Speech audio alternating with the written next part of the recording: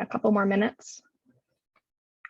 We'll wait a couple more minutes for the rest of the group to arrive.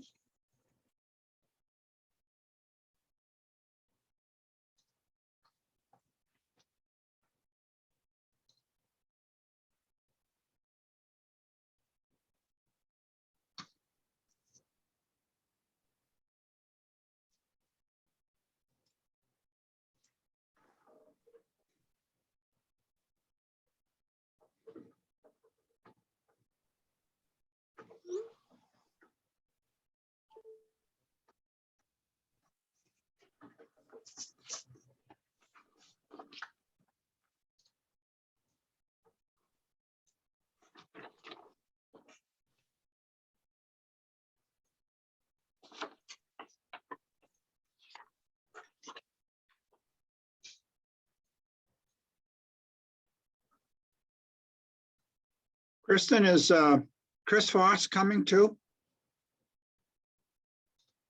He should be arriving any minute.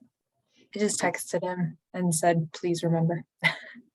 I talked to him Yeah. earlier.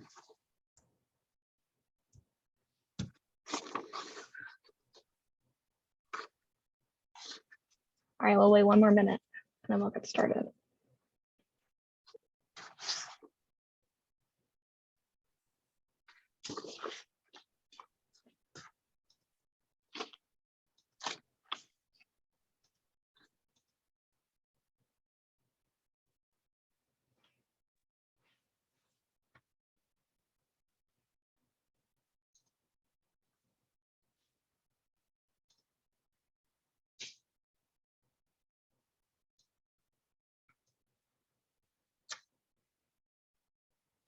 Right.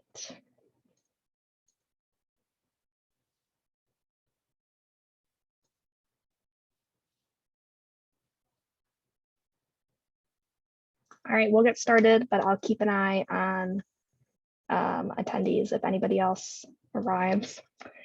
My name is Kristen. Like I said, I'm the staff liaison for the Renters Commission, and we will start this meeting now at 6:03.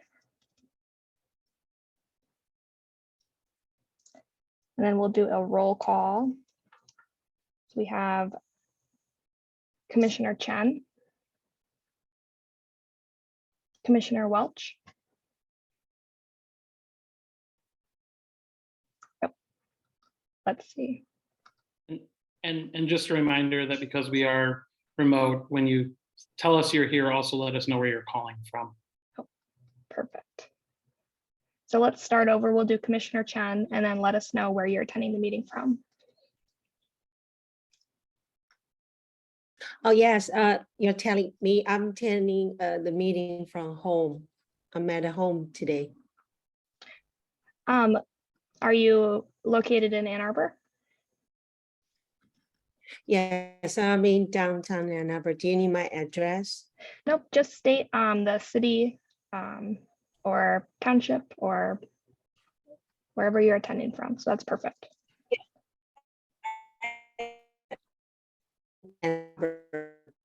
My job requires me to travel from time to time. So in the future, it might happen that when we are having this meeting, I might be in a hotel room in another city, but most of the time in the USA, but I'm living in Ann Arbor.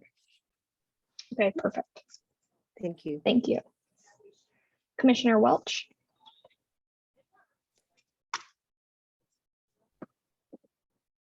Commissioner Peterson. Hi, I'm calling in from Ann Arbor. Commissioner Kelly. I am in Ann Arbor.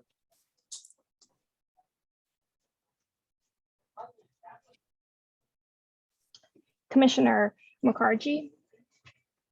Hi, good evening. I'm calling in from Ann Arbor. Commissioner Cohen Smith. Hi, I'm currently calling in from Pittsburgh, Pennsylvania. Thank you. Commissioner Redmond. Hi, I'm calling in from my home in Ann Arbor. Thank you. Commissioner Farrar, Present, and I'm calling from Ann Arbor. thank you. Commissioner Cato, sorry. Okay. And Councilmember Nelson, Hi, I'm calling in from City of Ann Arbor. and Councilmember Redino. Here in Ann Arbor. Okay, great. Then we'll go through staff present. I'm here. And then we have staff. We have Sarah also from the clerk's office here. And then we have Chris Frost and John Reiser from the attorney's office. Perfect. Moving on to introductions, we'll have commissioners go around and provide an introduction. And then we'll do a little bit more about staff. And then we have a presentation from staff about some procedures. So if we could start with Hannah. Everyone, anything specific I should say, or just like a brief introduction? Just something brief, anything that would be relevant to know about your role on the commission. Okay, great. Hi, my name is Hannah Cohen Smith. I use she, her pronouns. I am a rising second-year law student at the University of Michigan. I live in Ann Arbor during the year. Right now I'm doing a legal internship in Pittsburgh, but I'll be back next month. And before this, I worked in city government in Arizona, where I worked somewhat adjacent to a lot of housing-related issues, and I've rented in many different states now. So this issue is close to my heart, and I'm glad to be able to contribute to it while I'm in Ann Arbor temporarily. Great, thank you. Anyone would like to go next?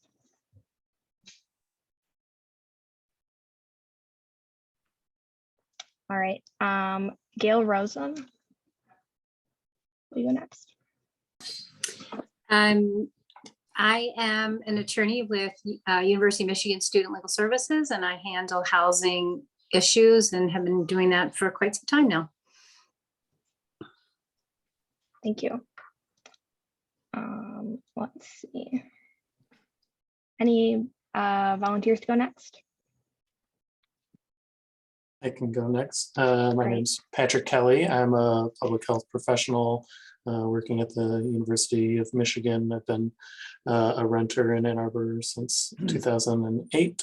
And I recently did some work on the homeless response systems in Livingston and Washtenaw counties, working with community partners and passing through state funding to assist with some offering some trainings to workers in the homeless response system, and helping to fund some housing stock assessments and systems modeling reports on the housing stock in both of those communities. Great, thank you. Would anyone like to go next? Sure, I can go next. Art Redmond, AJ Redmond. Excuse me. Just recently retired actually from corporate life. I spent about 30 years in international marketing with PepsiCo and Citibank, currently doing some part-time consulting in those areas. During my corporate career, moved an awful lot, lived in a lot of cities, 11 corporate relocations under my belt. Served roles on a number of different homeowner associations, and always been very active as a renter. And so I'm very excited about contributing to the commission here. Great, thank you.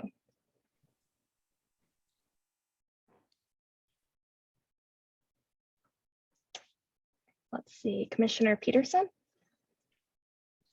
Yes, hi, Lucy, she, her pronouns. I'm a graduate student at the University of Michigan. I'm getting my doctorate in political science, and I have been working on tenants' rights issues in Ann Arbor for the past 3-ish years as a part of my labor union, the Graduate Employees Organization, which is the union that represents graduate student workers at the University of Michigan. So we've been working on tenants' rights issues for a while now, including the early leasing ordinance, which maybe you know about. If not, I would love to tell you about it. And we're currently working on a right to renew leases ordinance also. So my background is mostly in tenants' rights and tenant organizing as well. Great, thank you. Okay, maybe I could try. I'm Danielle Chen. I'm working for an airlines. I travel a lot, but I love the place that I'm staying in Ann Arbor, and I'm a member of Avalon Housing Community because of this Avalon Housings. That makes me quite interested in learning a lot about the things about renting the house or those kind of things. And a lot of us here are way extremely experienced, and I think I could learn a lot from every one of you, and I would like to do that. And thank you very much. That's it. Thank you. Thank you. All right, would anyone like to go next? I can go. Can you guys hear me all right? Great. My name is Zachariah. I just graduated with a bachelor's in biochemistry in German at U of M, and I work now in the Rogel Cancer Center. I've had really good experiences. Currently, I'm having a good experience renting over in Huron Towers, and I've also had really negative experiences renting in the city. So I hope to bring that to the table. And I was also really active in student government, where we heard a lot of complaints about the renters market at the moment in Ann Arbor and how that's affecting undergraduate students as well as graduate students. Great, thank you. And then, let's see. Would anyone like to go next?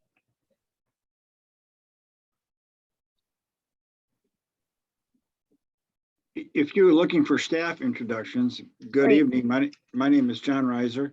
I'm an assistant city attorney, and I work with the building department on like rental housing, tickets, building inspections, lack of certificate of occupancy, things like that. And I also am the kind of staff liaison to the Building Board of Appeals and the Housing Board of Appeals.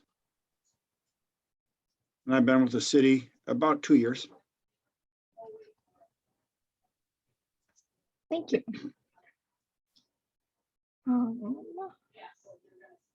I can jump in too. I don't know if all of the commissioners have gone. I'm trying to look around to see who hasn't. I'm Travis Medina. I'm a council member from the 3rd Ward. I'm just really excited that this commission is finally meeting, and appreciate all of you for stepping forward and being willing to serve.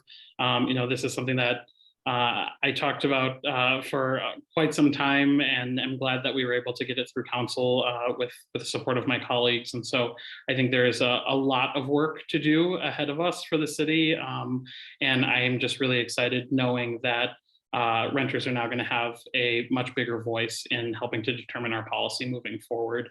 I also just want to mention very briefly, because I see him over in the attendee section, that Nick Rumel is over in the attendee section this evening, but he has also been nominated by the mayor to serve in the attorney capacity on this body as well. And so it is my hope that he will be confirmed at, I don't know if it's the next meeting or if it's a 2-step process, but hopefully we will be able to get him onto this body before our next meeting.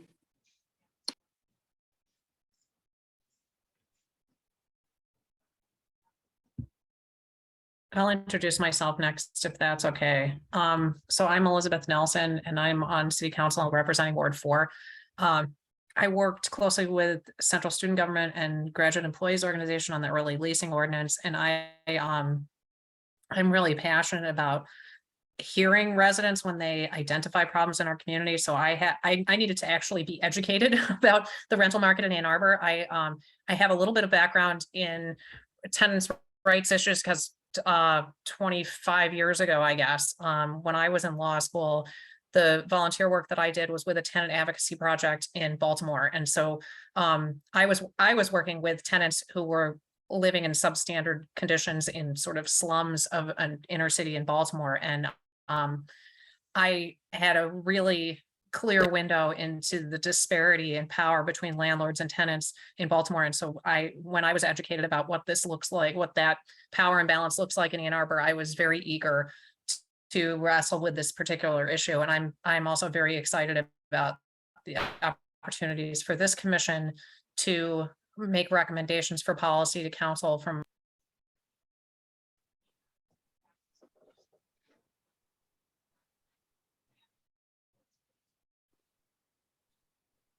I can go next. Sorry, I think I lost track of who is a commissioner and who's not. So I am one of the commissioners. My name is Richa. My pronouns are she, her. I am originally from India and I moved to the US in 2018 for grad school.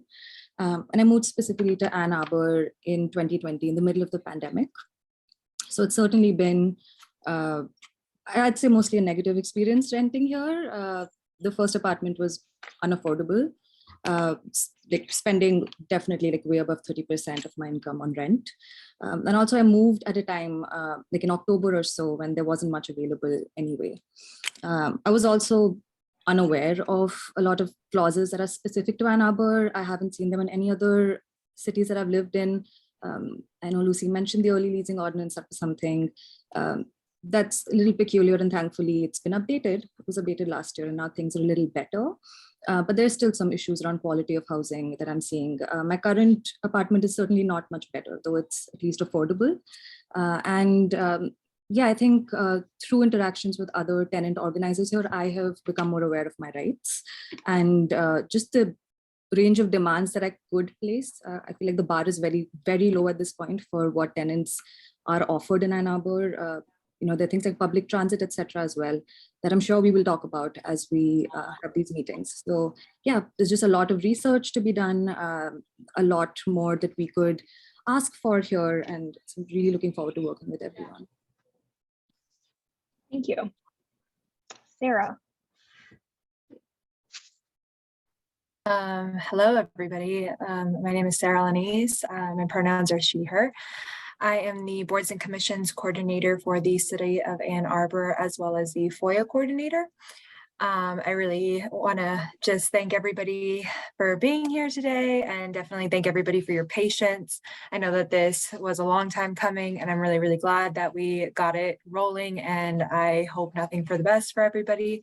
I probably won't be at a lot of the meetings, but you guys can certainly always contact me. I oversee all of the boards and all of the commissions. So yeah. Thank you. And then Chris. I'm Chris Frost. I'm in the attorney's office as well. I deal with the procedural side of boards and commissions, bylaws and open meetings and Freedom of Information Act and all that kind of stuff. So I will be supporting Kristen with that, mostly in the background, but we may have some things to talk about if questions come up about procedure. And I'll be giving a short presentation in a minute here about the bylaws. Okay, great. Chris, will you need to share your screen for your presentation? It'll be helpful. Sarah, did you make Chris a co-host? If not, can you? Great. Okay, great. All right, so we'll move on to Chris's presentation. Go ahead, Chris.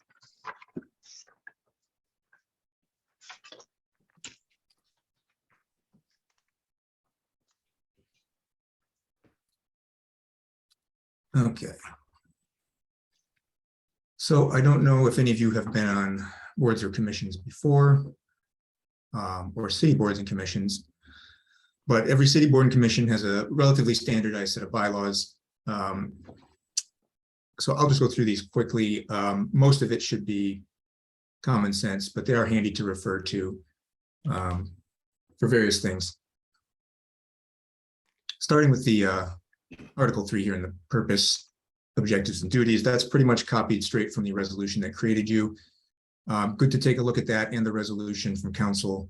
That really kind of will help you focus in on what council's asking you to do for them, which is an advisory role on all of these matters. And I won't go through them all, but I'll point out a couple of things. Subsection F As I'm sure you know, housing law in Michigan is complicated for local governments, and you kind of have to run a minefield to try to get things done. So it's important that this body consult early, or let the city attorney's office know early when you want to do things like ordinances, so that there's time to advise the council and staff about that. There may be some direct discussions with you guys, as I'm doing now, but mostly that's going to be through Kristen and your council members, letting them know that things are coming, basically a heads up, so that there's time to do what you might want to do. Subsection G also, rental housing. Obviously, the city runs its own rental housing inspection service here, to the extent that their role is implicated in anything you all might be discussing. Those folks might show up at a meeting from time to time. They'll certainly be advising staff in the background and providing advice that way as well. And then subsection H, which is later on the agenda, is the creation of a work plan. All of the boards and commissions in the city create this work plan, or they should create this work plan, that is basically an annual kind of list of priorities and kind of keeps everybody on track. I won't spend too much time on the membership section, pretty self-explanatory. And we'll skip down to ethics and conflict of interest, which always scares the bejesus out of people. Read through this, but in doing so, you might think that everything is a conflict. It's not. It generally has to be pretty specific. So, for example, if you were voting on recommending entering a contract with a company that you own, that would be a conflict, and you wouldn't be able to vote in that. You're all advocates or have experience in renters matters, so your general advocacy or relation to groups is not usually going to disqualify you from voting on most things. So read this section and be aware of it. And if you have any questions, we're always available to ask. It's a very case-by-case thing, but for the most part, there's very little that would actually keep you from voting on something. So don't be too afraid of this section. I will point out section 5.7 here. We do ask for an annual disclosure of affiliations that could conceivably present a conflict. For this, that's more important for some of the more quasi-judicial boards that make determinations. This board, maybe not so much, but for example, if you do own a business, or you have an interest in a business, or you work for an advocacy organization, just put that in a list and send it to Kristen, and keep it updated if that changes.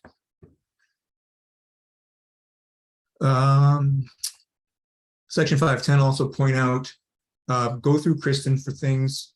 It's important for a number of reasons. It's mainly to make sure that Kristen is aware of all the questions and items that are coming up, so that she can be kind of a central point of contact for you. Also, and I'll talk about this a little later, your city appointed officers now, so all of your communications about this body are subject to discovery from Freedom of Information Act. So if somebody does request emails and things on it, we want to make sure that you've copied Kristen on it, so we have easy access to them and you don't have to go digging through your email folders to find them.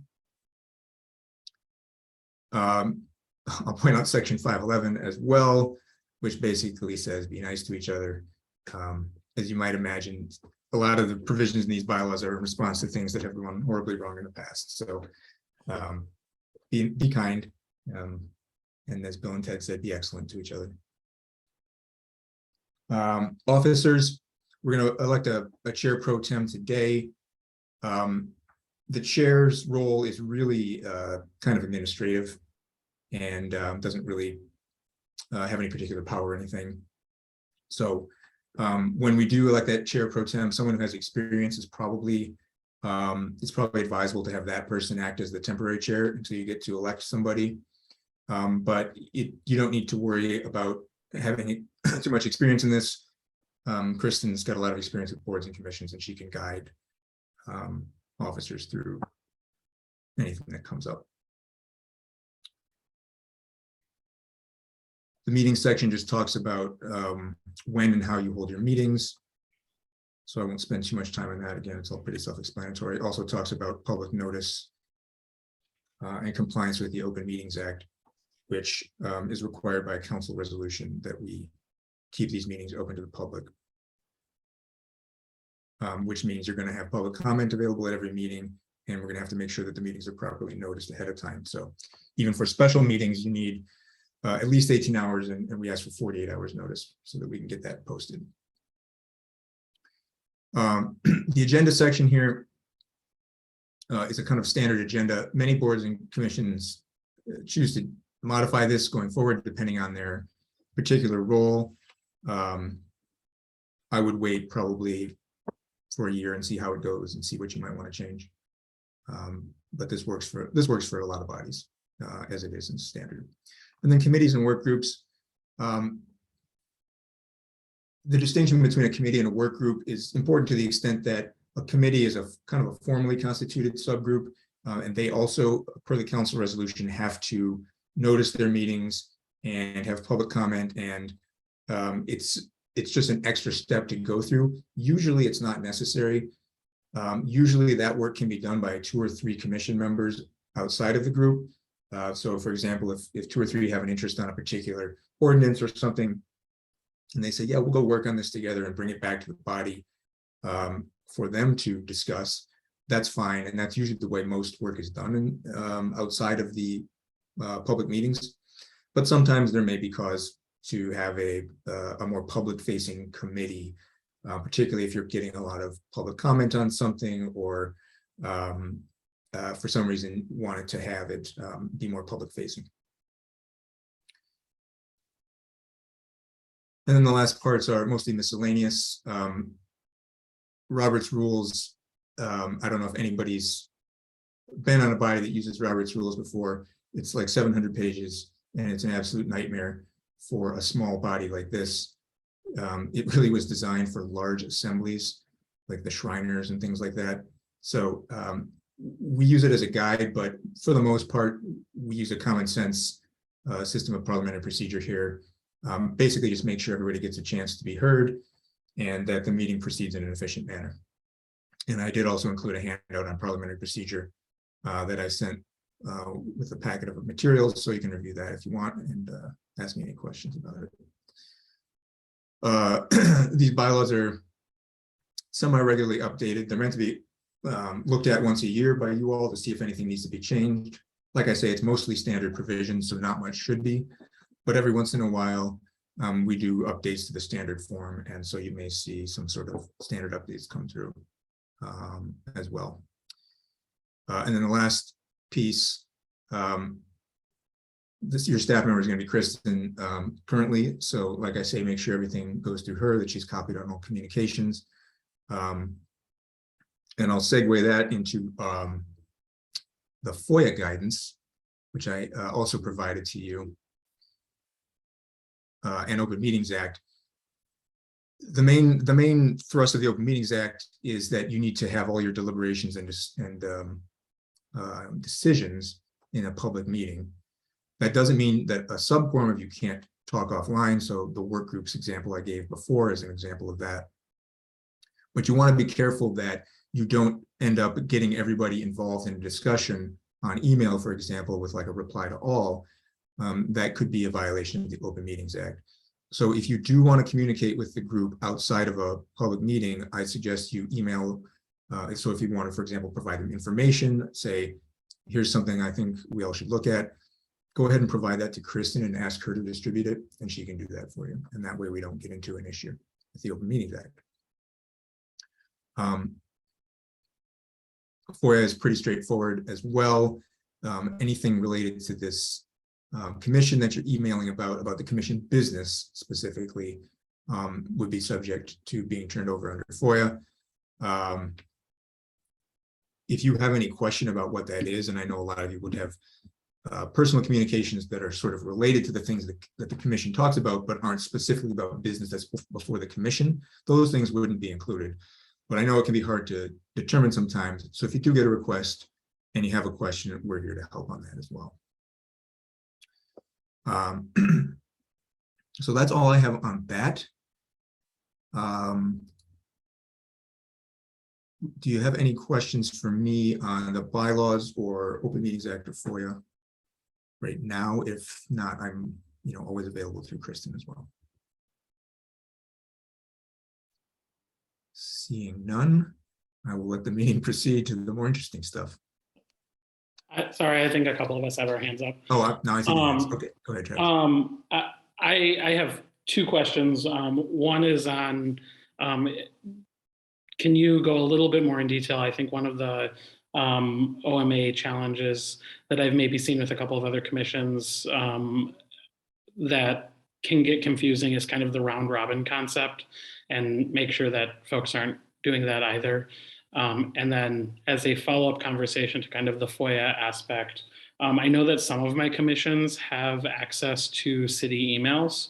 Is that something that commissioners have access to if they would so choose? On the email question, I'm not sure where we are on that currently. I know it's a little bit of an IT burden to set those up, and I don't know if they're available to everybody.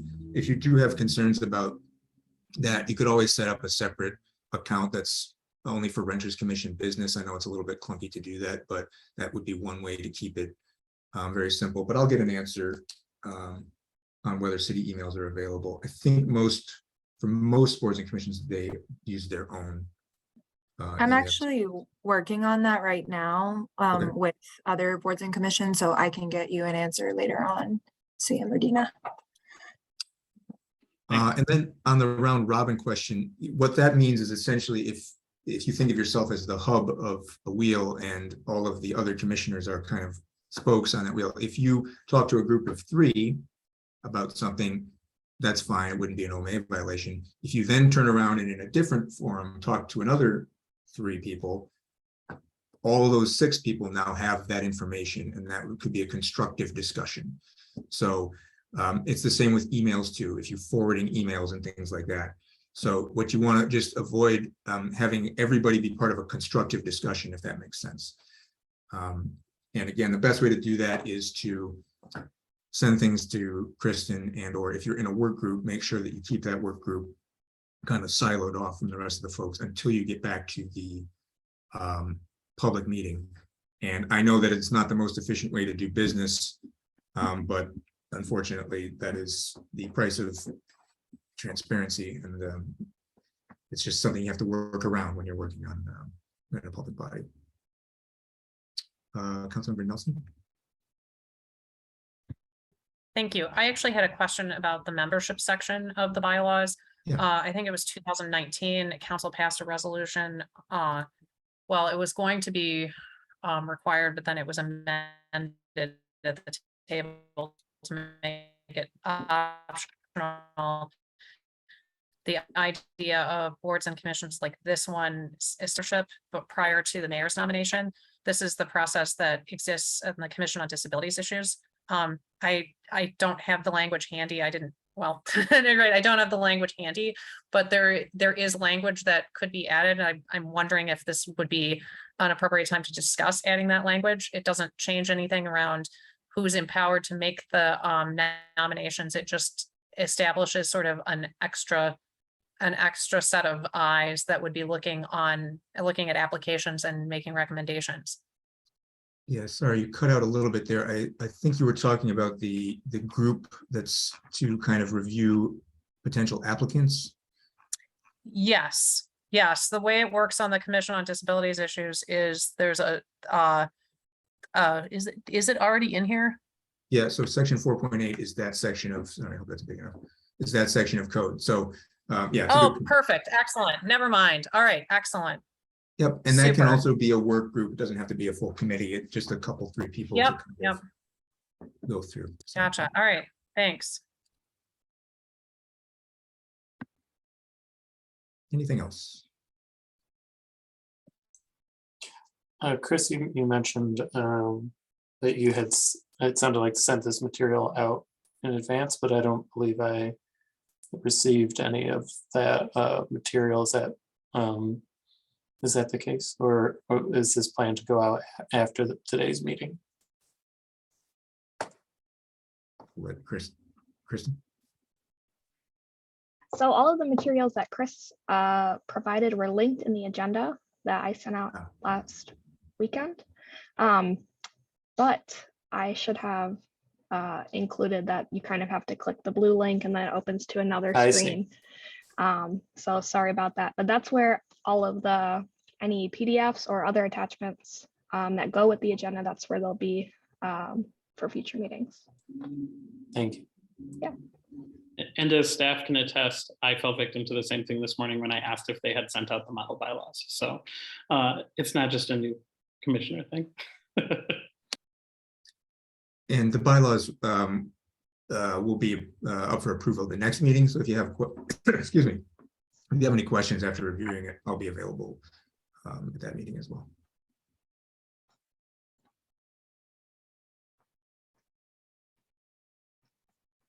All right, then. That's all for me. I will stick around if anything pops up, but again, I'm available always to Kristen if you have questions. Great. Thanks, Chris. All right, so do we want to elect a chair pro tem today? And is there anyone interested in that role today? If not, that's okay. And we can work on it more at the next meeting. Yeah, I was going to say it's a little tricky to do chairing over Zoom. And so if Kristen wants to handle, if it's easier for everyone for Kristen to handle kind of the chair type duties, just moving the meeting along, then that's fine until a permanent chair is elected. Okay. All right, we'll move on then to approval of the agenda. So if someone can make a motion to approve the agenda and then someone can second the motion and then we'll vote. I'll move to approve the agenda. All right, do we have a second? Second. All right, all in favor? Say aye. Aye. Aye. Aye. Aye. Great. Thank you, unanimously approved. And then moving on to approval of minutes, we have no minutes to approve. So next we will move on to public comment. Public comment is an opportunity for members of the public to speak to the Renters Commission for up to 2 minutes. If you would like to address the Renters Commission, please press *9 if you are listening over the phone, or use the raise hand feature if you're viewing in the Zoom meeting. I will select callers that have raised their hand using the last 3 digits of their phone number or by name or username if available. And callers will get an automated announcement that the host is allowing them to speak. And when you are called on, please state your name at the beginning of your comment. So, are there any members of the public who would like to address the Renters Commission? Please raise your hand. Great. All right. Zachary Story, you can address the Renters Commission for up to 2 minutes. Okay. So first of all, I'd like to say that I've been uncomfortable because of Nelson being on the commission. And I'll just explain that really quickly for her part in a chicken conversation that happened while I was homeless for 3 months.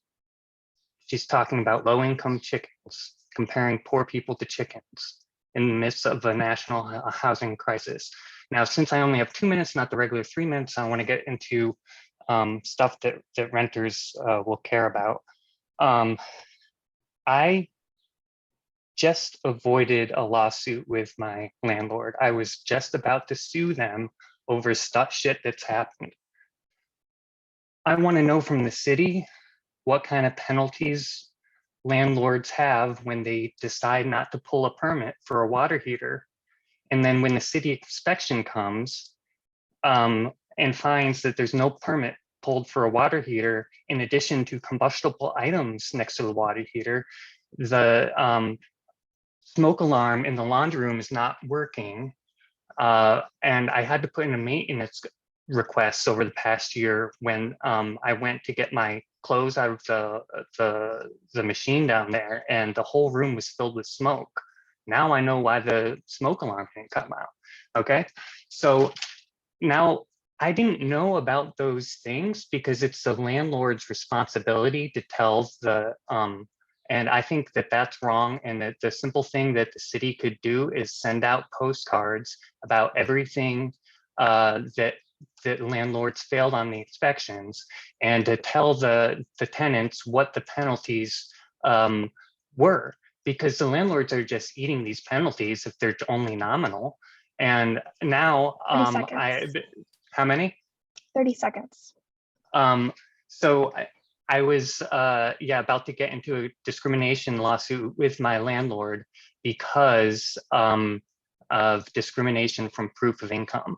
And I will be back every single meeting telling you more about this. So I'm glad that I was able to get through a lot of that. Thank you.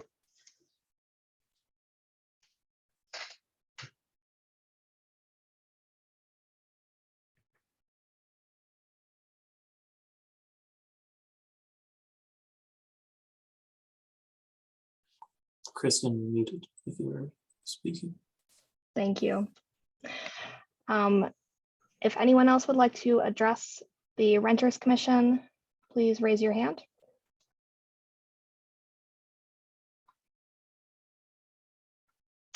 All right. Brandon, you will have 2 minutes to address the Renters Commission. Can you hear me? Yes. All right, great. Hi, it's Brandon Dimcheff from the 4th Ward. I just want to say thank you to everybody who is, spending your time being on this commission and hopefully making renters' lives better in Ann Arbor. So thanks to everyone who got this going and got everything together and is now serving. Have a good one. Thank you.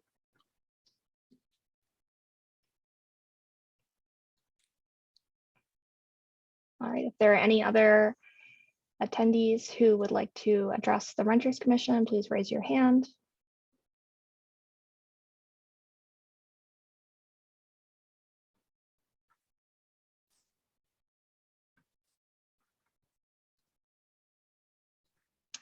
All right, there are no other hands raised, so we will close public comment and move on to our regular business. The first item to discuss with our regular business is if the commission would like to be televised on CTN or by CTN. So that means that Community Television Network would broadcast meetings live on TV and online and on YouTube. But that means we would need, or you would need to schedule a regular meeting that fit in with what CTN had available and what kind of worked broadcasting wise with other boards and commissions that are televised in the evenings.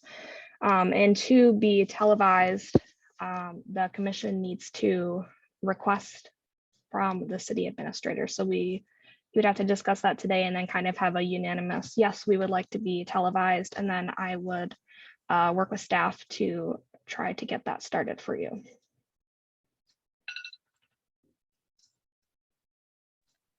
So is there any interest in that? Is there any reason not to be televised? Are there any downsides to that? I think the only possible downside would be a little bit less timing flexibility for frequency of meeting. But you could always hold other special meetings that are not televised on CTN. Hannah? And what would be the advantages of doing so?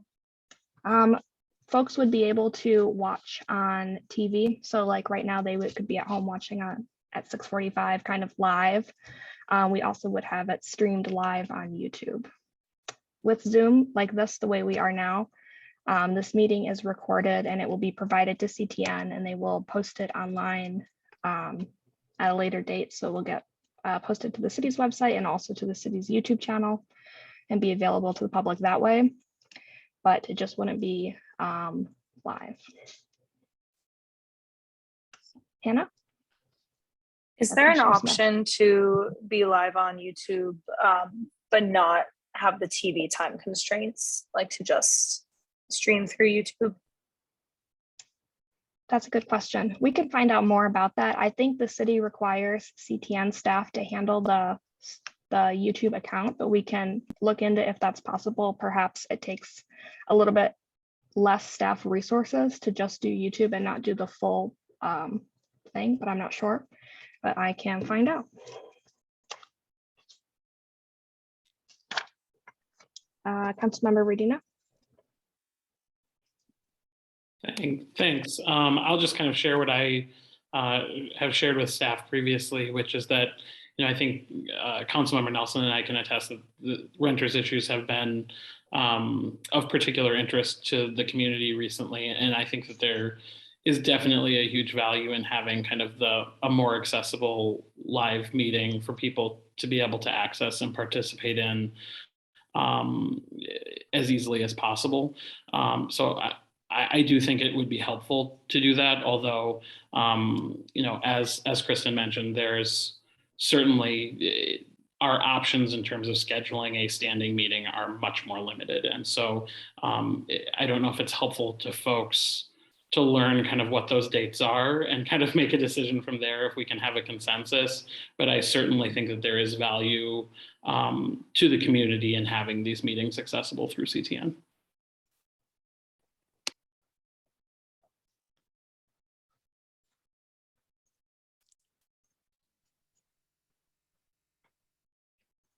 All right.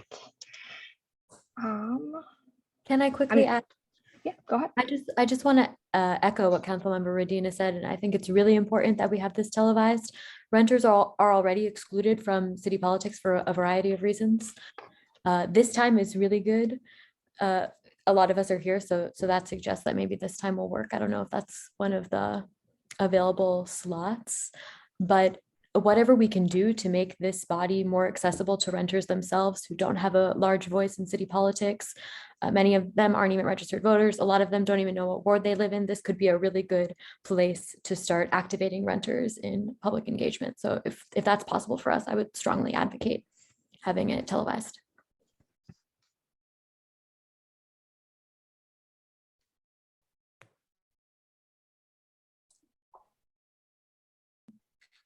Yeah, I would just generally agree with what Lucy was saying there and on the accessibility point. And yeah, Kristen, if maybe you could follow up after the meeting just to give us a sense of maybe how limited our options would be if we were to proceed with the CTN coverage. I think that would be helpful.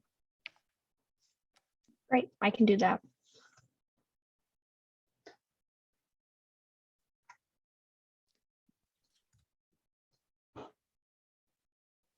And just sorry to chime in one more time, just a quick follow-up to Chris's previous OMA conversation. When she sends that out, we will likely not be able to make that decision by email. So I don't know if that's a decision of the body or not that would fall under that, but make sure that you don't have like substantive discussion around it by email.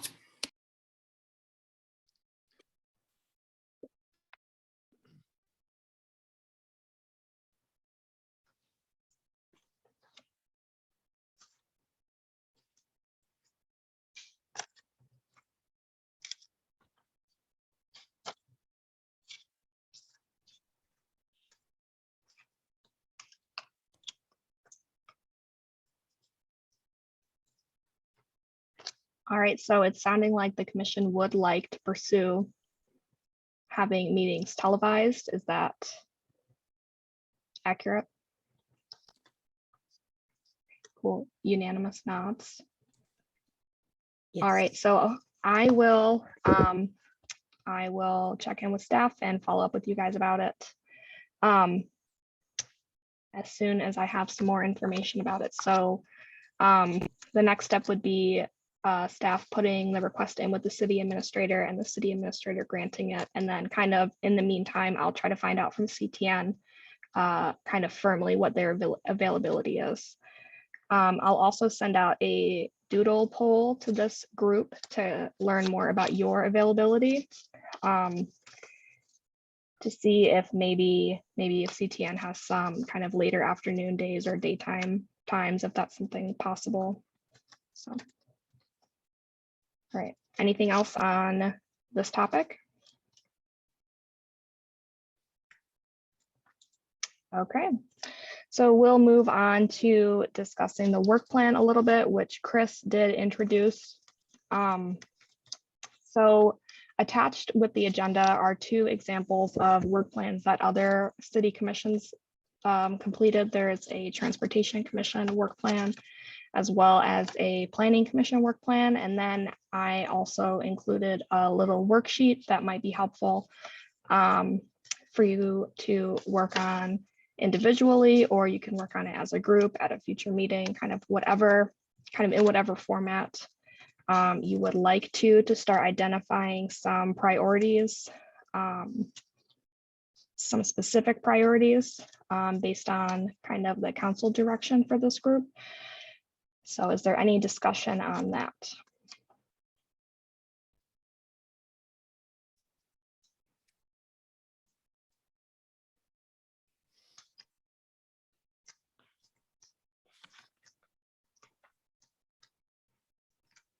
You could also at this time discuss any items that you think you would like to include in a work plan, or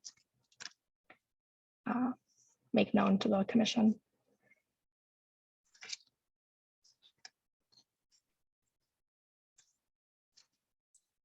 Sorry, Kristen, did you say, so the thought here is that we would look at these examples and sort of develop our own work plans individually and then bring those to future meetings to sort of synthesize ideas?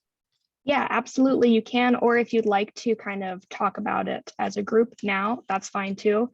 The work plan is kind of like your to-do list for the year and kind of the homework that you want to assign to the commissioners. So if there are things that you think you'd like to kind of start talking about now, and then maybe think more about it before the next meeting and bring more ideas or more details or more information, that's fine too. So you definitely don't have to fill it out now if that's not what the group would like. All right, I see a hand raised, go ahead.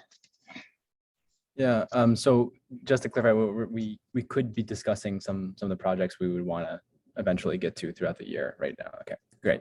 I just want to make sure.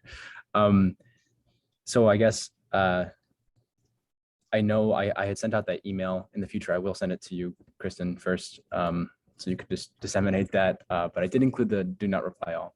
But I sent the email about the right to renew issue. There's already ordinance language that has been drafted by some members of GEO. I know that they're gathering signatures to say, you know, these are residents who support this idea. So I feel that that would be really important that we discuss that either at a special meeting or, you know, in some way as soon as possible. I think that would be, personally, I feel that'd be a good use of time. And then beyond that, I know of, I know that quite a few landlords do not disseminate the little renters' rights handbook, or they have an outdated version. It seems like it really needs to be updated. First of all, I don't know if it has been especially after the early leasing ordinance was updated. So that seems like something that we could discuss. I know there is a procedure to get that updated. There's like a temporary body. I'm sure Councilmember Redina could fill us in on that because he mentioned that to me.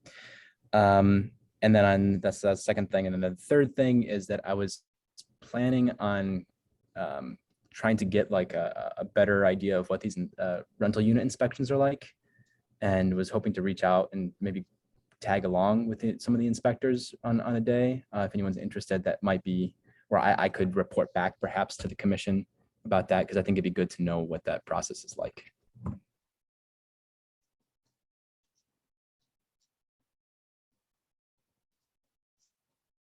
Thank you. So I'm hearing we maybe want to learn more about the inspector process, about the handbook that landlords are required to provide, and then about some ordinance language. Great.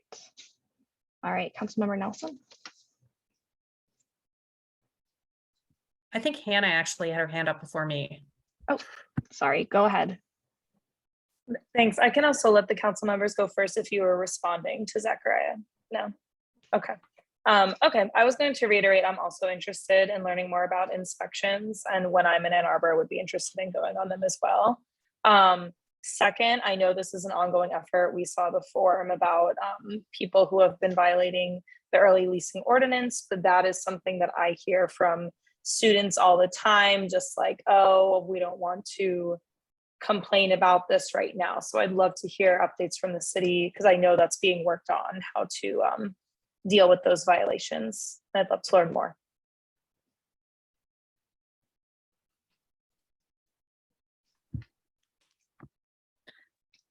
Great, So thank building off what Zach and Hannah said, I would be interested in exploring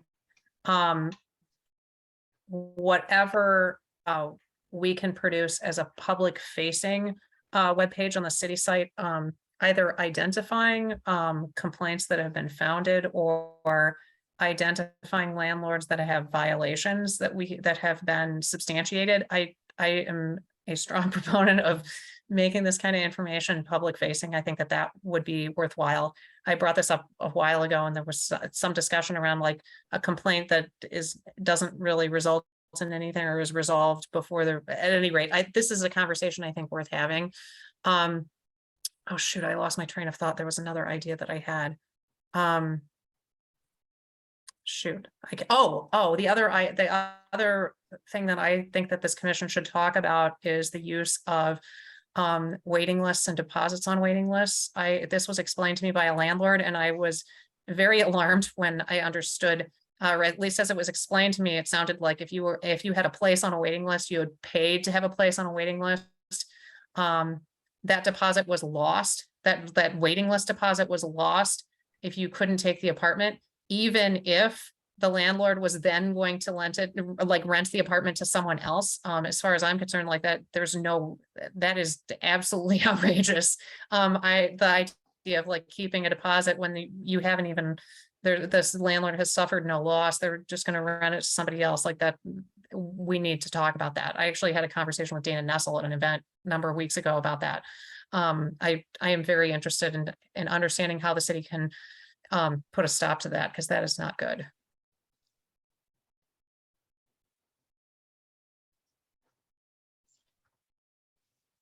Councilmember Regina. Thanks. Thank you, Councilmember Nelson, for bringing that up. That was one that was on my list as well. And I actually, interestingly enough, heard from a landlord recently who acknowledged that that was a significant problem in the market and who would like to work with the commission to help resolve it as well, because they didn't think that it was something that was fair that was happening. And so there may even be some landlords in the community who might want to collaborate on that, because they are seeing other actors use that as a tactic. One of the other things that I just wanted to suggest that I know has been helpful with some of the other commissions that I have served on, I think we're coming up with a good list. I'm writing them down. I'm sure that others are as well. I think that there are likely a number of action items. I know I have some things flagged in my inbox that I plan on kind of sharing with the commission as items that have come up for the commission to kind of look at. I think there are also, Zachariah highlighted, probably a number of things that the commission as a body would just like to learn more about in terms of current process and how the city does things currently, what the current ordinance does and does not prohibit, and things like that. And so I think it could be helpful as well if folks are thinking about, different areas that you would want to learn more about. And I would also, encourage staff, and certainly Councilmember Nelson and I can as well, think about if there are items that we would recommend. I know Energy Commission, for example, spent a full year where just kind of every meeting they had a 20-minute to 30-minute presentation that was really more educational focused, so that they could learn more about a topic and how it related to the city as they got into their business. And so that may be something that this board wants to explore in its first year as well.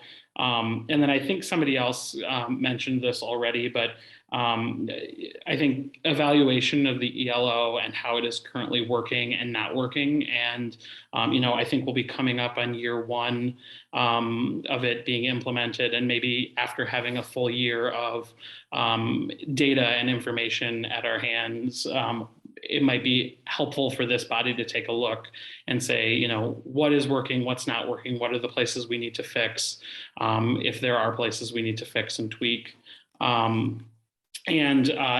Somebody else also mentioned this, but I also kind of added an additional note.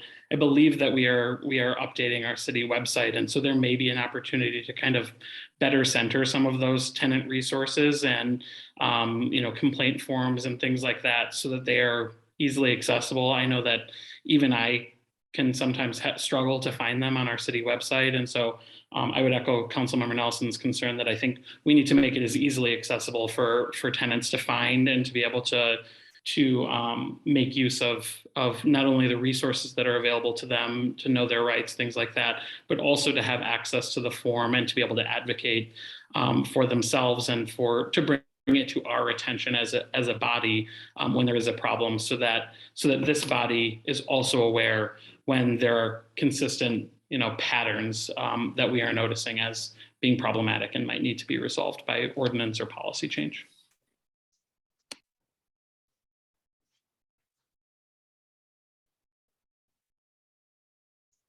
Thank you.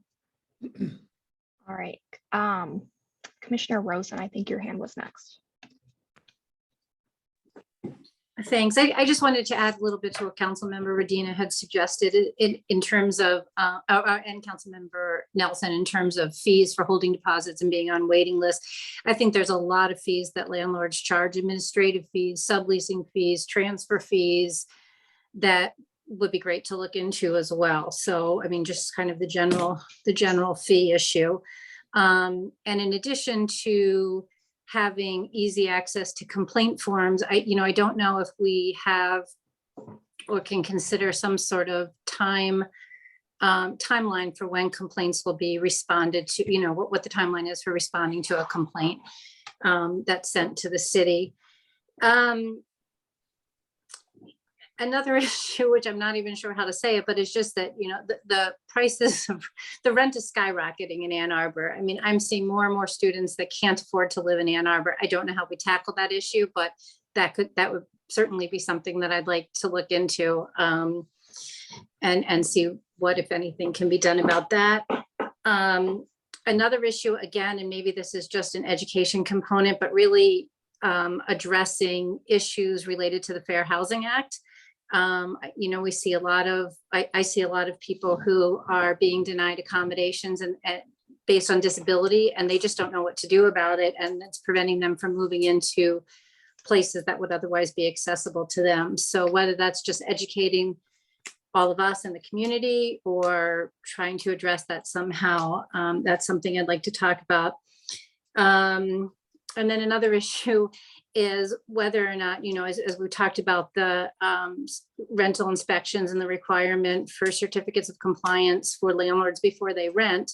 One of the issues that we're facing is that owner-occupied properties, the city has taken the position that owner-occupied properties are not required to have a rental certificate or a certificate of compliance before they rent. And I'd like for us to talk about that, because I think that there's different interpretations for how that can be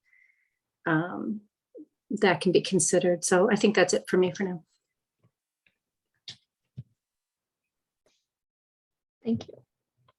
Commissioner Peterson.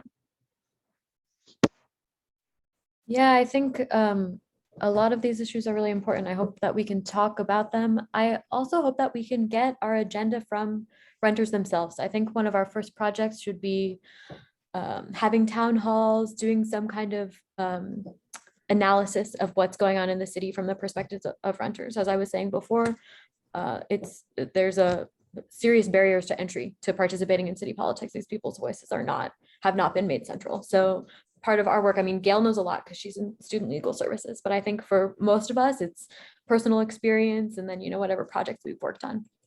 So I think it's really important that as a commission, we're creating opportunities to be talking to as many people as possible and getting as much information as possible. So in terms of education, like I just really like to understand renters' experiences. In you know, I've talked to a lot of tenants. So in terms of the issues that have come to me as have being important, affordability is the main one. So the rent control ban is really serious. That's a Michigan state law. The fact that there's almost no regulation of fees in the city is a huge problem, as Gail was mentioning. And those are some of the only ways that we can approach affordability in the city, unfortunately. What else did I want to say? I lost my train of thought. I'm so sorry. Yeah, I'll stop there.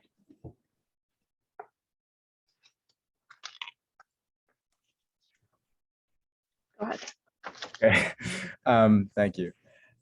Yeah, and it came to my attention recently that there was an ad placed in Ground Cover, which is a local newspaper, which I really respect a lot. But the advertisement itself contains some false information about our current renters laws, you know, laws in the or ordinances in the like including the ELO, the amended ELO rather, which is quite concerning.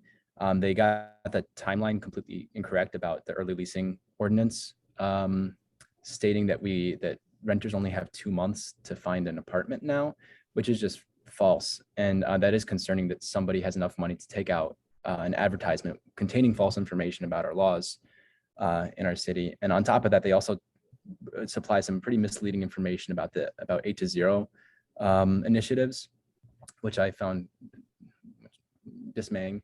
And it looks like it was funded by, it says it was paid for by Citizens for Affordable Housing, but there were a couple lines in there which led me to believe that it may have been some sort of landlord funded organization that was paying for this. I'd be more than happy to supply this photo of the ad to Kristen so that she could send it out to everybody. And then on top of that, I also think it would be good for us to learn about the proposed changes regarding efficiency in renters, in rental units rather. I know there was a task force called the Green Rental Housing Task Force, excuse me, that was put together by our friends at OSI, the Office of Sustainability and Innovations. And I think it would be interesting to learn about their initiatives on how to make rental units more efficient, because that is an overlap between the Renters Commission and OSI, among other parts of the city government. So I think we should perhaps learn about that, because I think that we might be seeing some changes to the housing code, including like an efficiency checklist. So I think that we should inform ourselves about that. Maybe that would be a good opportunity for a guest speaker, actually.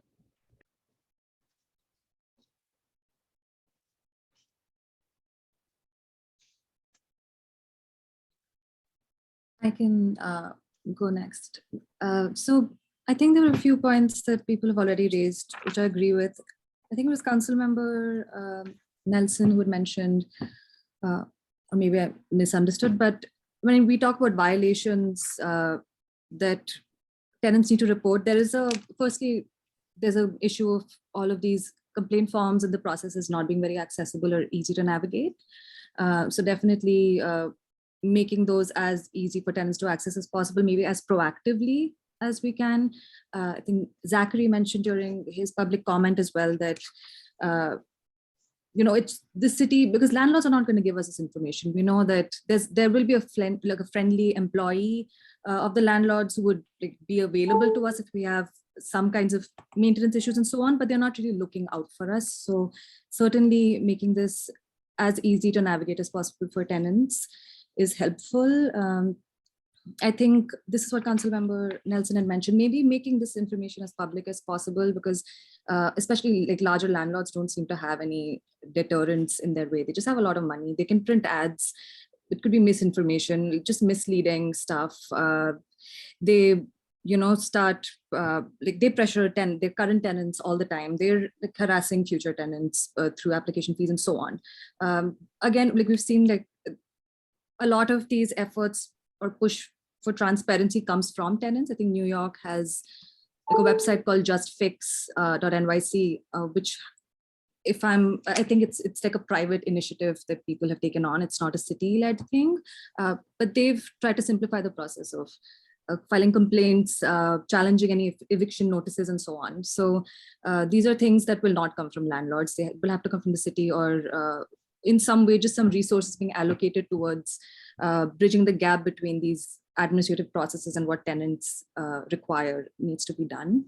And I think Zachariah she talked about the green rental aspect, but there are other boards and commissions that we should certainly be collaborating with. I think we've seen that happen. One of our friends in the Energy Commission, and she has passed on information that has come through from other commissions in the past that might be relevant to them. So certainly want to push for as much collaboration as possible with transportation, with the Housing Commission, with planning commissions and so on, because we do need like a stronger renter lens on all of these things.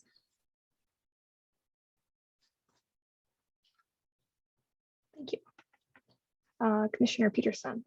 Yeah, sorry, I remember the rest of my comment. There's two other things I wanted to say. One was that I would be interested in conducting an analysis of the city code, of which things the city is capable of enforcing and which things aren't enforceable. So Hannah mentioned early leasing ordinance isn't being enforced properly. That's just one. I bet there's a lot of others. So if we can somehow interview tenants, figure out what's being upheld, what isn't, what's receiving complaints, what isn't, and get a really good picture of how enforcement is working and not in the city, I think that would be super useful. I mean, the inspection system seems like a well-oiled machine. There's a lot of people working on inspecting and getting certification and figuring out the infrastructure. But in terms of tenants' rights, there doesn't seem to be anything at all comparable to that, other than a landlord having to hand you a book. So that seems imbalanced to me, and probably we would see that reflected in enforcement. And I wanted to echo Zachariah's comment about the right to renew, that I don't know if you read the email from him, but it's really important that we talk about that sooner rather than later, as the new leasing cycle is coming soon. And the wait list issue with ELO, a lot of other like manipulation happening around ELO we'll see that happening again without right to renew. Right to renew will fix some of those issues. So if we can talk about that soon, I think that's really important for renters to be able to stand firm where they live for this next leasing cycle.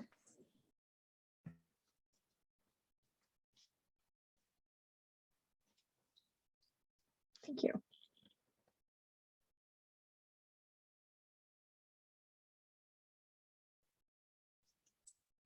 I guess I can chime in a little bit. Yeah, I'd be interested in looking at evictions in the city, and particularly with respect to racial equity issues, and also like discriminatory practices with renting in the city. That'd be something I'd want to take a look at and learn more about.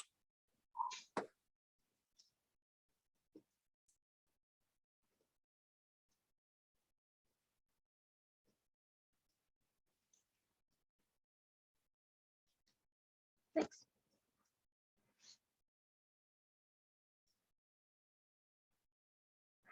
Are there any other items or comments from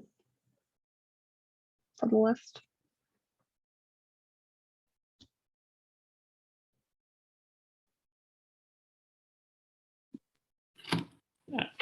I will just very briefly follow up on my previous comment about what some of the other commissions I know do, kind of like an annual planning session where this will happen, and they do throw out these ideas and then develop that into a plan. And I think you guys have started with a really good group of ideas here of things that need to be tackled. I think there's going to be a lot for the commission to tackle, particularly as a new body. My suggestion would be, just based on what I know has worked with some of the others, is maybe if you come up with other ideas after this meeting, continue to send them to Kristen. And then ideally when you have a chair in place, that person could maybe work with you guys to develop a plan of action and kind of a plan for your next 12 meetings, or if it's going to be a monthly meeting, and plan out that first year and what that's going to look like. And I'm confident that a few of our other commission chairs would likely be willing to kind of sit down with whoever is selected chair here to talk about, how they run that process with their commission. I know that, Chair Mirsky of the Energy Commission, has a full plan for what the year is going to look like. And obviously they can change that, but that kind of helps develop the flow of what's going to get tackled and when and on what timeline. And that will also help, if you have that roadmap, it will also help your staff liaisons and attorneys be able to kind of see what's coming as well. So that they can, know what's on the horizon and begin working on things as well with you.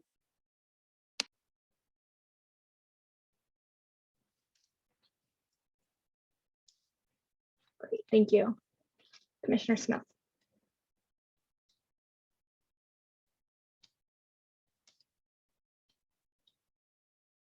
Was that for me? Sorry, I think it cut out. Quick question just about that. I'm worried I missed this in the materials, but is there an update on the non-voting landlord members, and would that need to be completed before we get an official plan together? I can give an update on that. Because they are non-voting members, they do not count toward your quorum in that way. So they do not have to be appointed. It would be up to the mayor to appoint those positions. So far in my conversations, I don't believe he has an immediate plan to. I think there is some desire to hear from this body if you guys feel that it is helpful to have those individuals at the table. And I think we certainly wanted to make sure that you had the ability to kind of establish yourselves and make sure you had your bylaws in place and select your leadership before that process happened. Okay, thank you.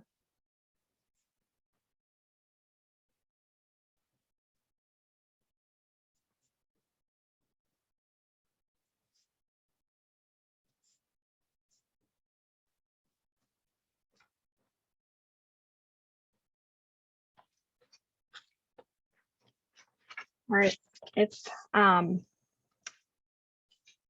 we have no other comments or items to add to this, we'll move on to the next item. I will kind of put together a running list. Like Councilmember Redina said, please send me your notes or ideas, and I will compile them for the next meeting. Okay. So we'll move on to the next item, which is some next meeting preparation. We set aside some time today to kind of try to be firm about what we want to do at the next meeting, so that if there's any homework or prep work that you guys need to do, you'll have time for it. So it sounds like you want to meet relatively soon.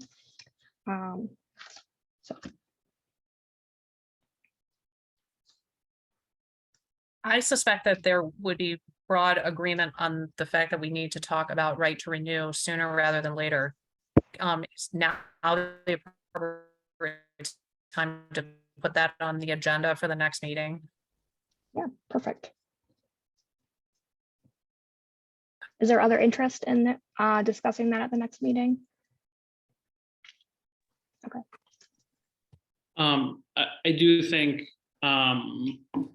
if we are looking at even having this as our standing meeting time, that would put our next meeting at the first week in August. And I know, kind of based on the timeline that has been shared previously with concerns there, even the next meeting would make things pretty tight. And so so I just want to highlight that for folks as well, that the next meeting would likely be an August meeting. Could we have an interim meeting in the next couple of weeks? Yes. Okay.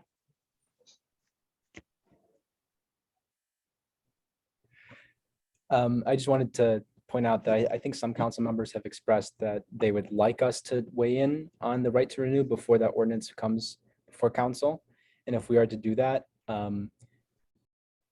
if in order for this ordinance to take effect before the majority of the leases and will apply to those leases, which usually start around early September, end of August.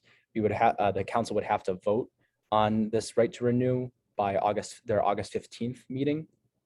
And if they want our feedback on that before then, I think a special meeting would probably be sounds like that would be the best way for us to give the feedback, so council could vote on it, so it could take effect on for the leases before the leasing cycle starts. So there's a lot of parts. And the right to renew, I sent out the language via email. Basically, it's just, it would require the landlord to make a good faith offer to the current tenant if that person would want to renew their lease for the next year before the landlord finds a new tenant. So basically, the current tenant would have dibs. So it's in a nutshell, but I would encourage you to read that language I sent out. Can I ask, is there language in there that talks about a situation, and I'll take a look at it, but that talks about a situation where if you have a group of people, like say 6 tenants, how many do they all need to renew? Is that offer available to any one of the tenants? If not, that's maybe something we should add to talk about.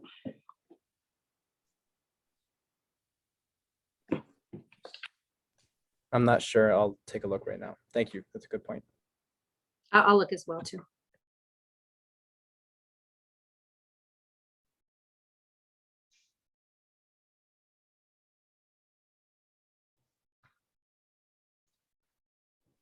Gail, I'm not sure I understood your question correctly, but the proposed ordinance doesn't force you to renew. It asks the landlord to give you renewal terms and then give you a period of time before answering. So presumably, based on your question, presumably, if there's a house where a landlord has 6 leases open with 6 tenants, as they often do to undergraduates, then all of those people would have the right to a renewal offer. Right. I guess my question, and where I see it coming up is a little bit, is if the landlord, so they're primarily joint tenancies. So you have a group of 4 or 5, 6 tenants that are staying there together. Does the landlord, if only maybe 2 or 3 of the tenants are going to renew out of that group, does the landlord still have to offer the group the right to renew? What happens if 2 of those want to renew, and then they're going to bring in, 4 new tenants? Does the right to renew still apply? So just something that I see coming up a little bit. So I want some clarity on. So it looks like that every tenant needs to be asked by the landlord, needs to receive a good faith offer. However, the relocation assistance, which is kind of the payment to the tenant if they're not given that offer, it doesn't seem particularly clear if how that would be split up among tenants, especially if they pay one rent and they split it up, maybe not 50-50, or they might have different percentages that they pay. I don't see that in the language, but I could be overlooking something. Yeah, I'll take a look at it. I mean, my question is more, what I've seen is, a landlord who will say, okay, there's 6 of you. I only have, and you all sign the lease as a group, as a joint group. And if only 2 of you are going to renew, then you don't have the right to renew. Only that full group has the right to renew. So that would be something that I'd want to take a look at. And maybe I'm not saying it very clearly. So I'll look at it a little bit.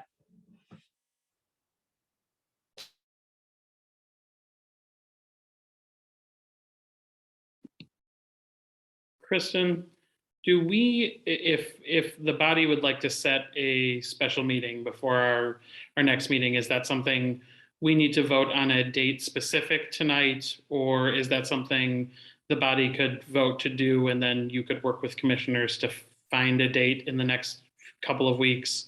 What is the best way to go about doing that? Or maybe that's a question for Chris or one of the attorneys, or, I want to make sure that we're following the right process here tonight to set a special meeting already. Yeah, for a doodle poll and when people say I can make it, that's fine. That's not it's not a substantive decision, it's procedural in a sense. So.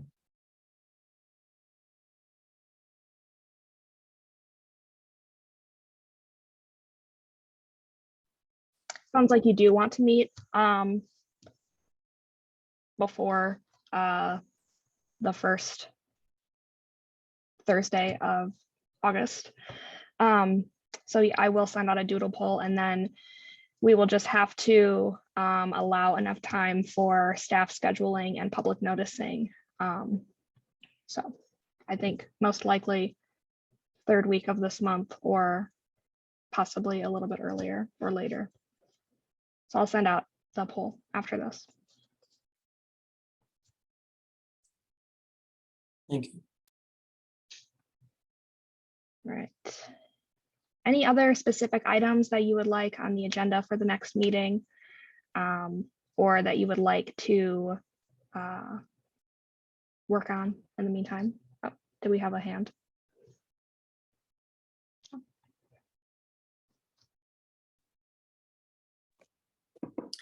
I did like Lucy's idea of scheduling some town halls to give an opportunity for renters to share with us what the issues are that they're facing and that they want us to address. So it'd be great to put that on our next agenda.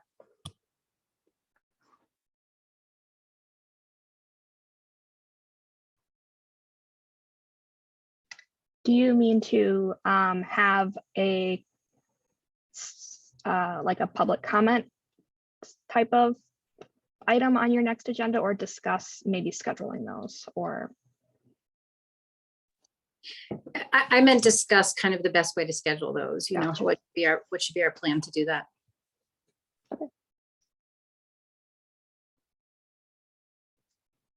Councilmember Nelson? I would like, if we are scheduling this special meeting, I'm wondering if we could designate Nick Rommel as a special participant. He's not gonna, if we are having a special meeting ahead of council meetings, like he's not gonna technically be appointed to this commission yet, because that didn't quite happen. But I would like to make when you're sending out the doodle poll, I would include Nick Rommel in that, and I would like to ask if he would be willing to participate in this discussion about right to renew. Okay.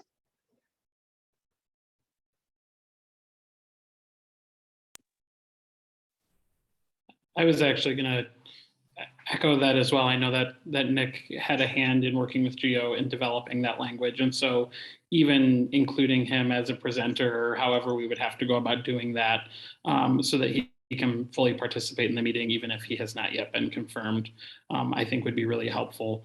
I would also, I know that we're an hour and a half in now, but and I hate to take us back, but now that we have had some conversations, and if we are looking into scheduling a special session, I wonder if it might be worth the body thinking about, again, if it wants to appoint a temporary chair, just so that there is someone to kind of work with Kristen and kind of developing what that agenda might look like, since it sounds like you guys want to have a plan for that, and what if there's going to be action taken at that meeting and things like that, if you want to have a chair in place to do that. And so I just raised that question again for the body as a non-voting member here.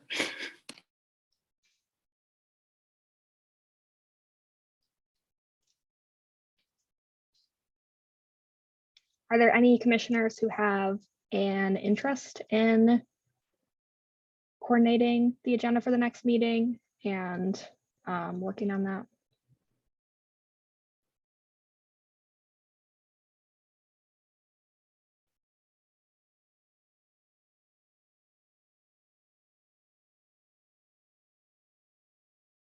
If there are two members, kind of a chair and vice chair temporary situation, if you wanted to work with a colleague. Is this, you're saying temporary as in like just for the special meeting right now? Yeah, just for between now and our next meeting. It's not a commitment to be the chair for a year. Okay, I would rather not do that, but I nominate one of the people who said they've worked on Right to Renew to help coordinate that agenda, because I feel like they have a good handle on the timelines for that. That was my idea as well, without voluntelling them. There are a couple of people that I'm looking at on my screen who would be great. So, I'm thinking like Lucy, Zachariah, if either of you would be willing to do that, I think you would be great in helping to facilitate that conversation. Yeah, happy to do that. I was gonna nominate Hannah, but I'm happy to do it for sure. And if Zachariah, if you wanna, we can work together, I think that would be great. Sounds good. Do you have a preference of chair or vice chair? Vice, please. Oh dear. Okay. I'll try my best then. And I can nominate myself to be chair and nominate Lucy to be vice chair. Is that how that works? There's no special procedure. If you guys just nod and both of you want to work with Kristen this time, that's good enough for now. Great.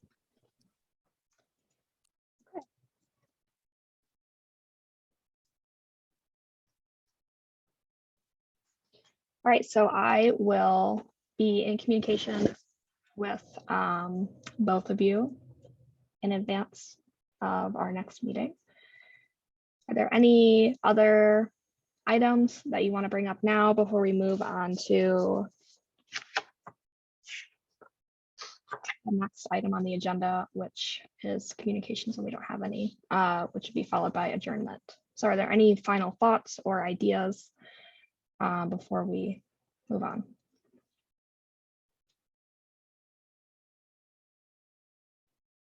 All right, seeing none, moving on to the next item on the agenda, it is communications. In the future, if we receive any communication from members of the public, that's where they will be included. There will be a link where if we receive emails from members of the public addressed to you, or letters in the mail addressed to the Renters Commission, that's where those will be. So look for that at the next meeting. All right, so we don't have any adjournment. So do we have a motion to adjourn the meeting? Oh, Sorry, before we do that really quickly, and sure. I noticed that, I know sometimes some of our commissions have public comment at the beginning and some have at the end.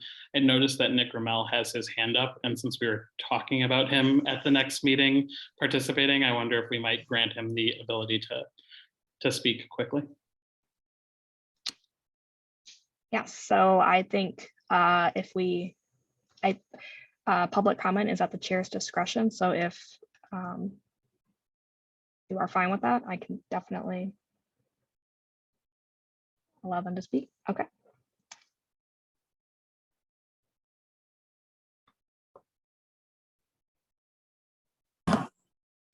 Thank you, everybody. I'm going to keep it real short. I'm happy to participate before being formally confirmed. I express my appreciation to Councilmember Nelson for suggesting that, and also for getting me connected with GO to work on the ordinance, and also to Councilmember Radina for nominating me to the commission. I'm excited to work with all of you. Thank you.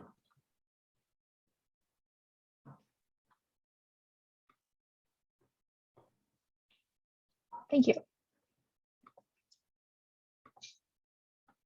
All right, are there any other items before we adjourn?